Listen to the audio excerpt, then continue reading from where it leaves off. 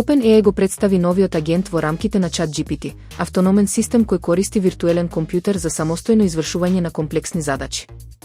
Наместо корисникот рачно да диктира инструкции, агентот планира, користи алатки и коригира грешки додека работи кон целта, без потреба од постојана човечка интервенција.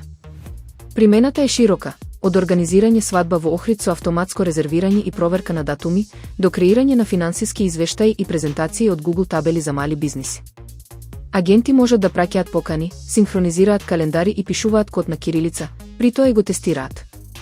OpenAI потврди дека агентот има пристап до Gmail, Google Календар и развојни алатки, отворајќи врата за трансформација на деловните процеси. IT експертите во Македонија се прашуваат дали локалните фирми се подготвени да му се препуштат рутинските задачи на вештачката интелигенција и да се фокусираат на креативност и стратегија.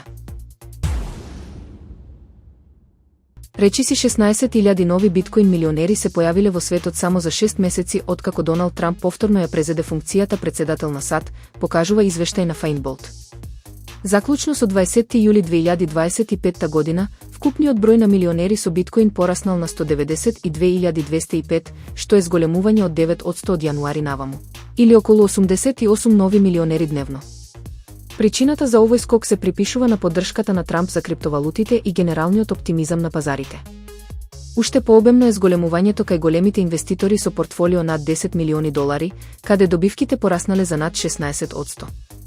Истовремено, САД го усвоија првото големо криптозаконодавство, Genius, кое воведува јасни правила за оданочување, стабилкоини и институционално чување. Овие промени се сметаат за поволни за дигиталните средства и директно го поттикнаа растот на криптоелитата.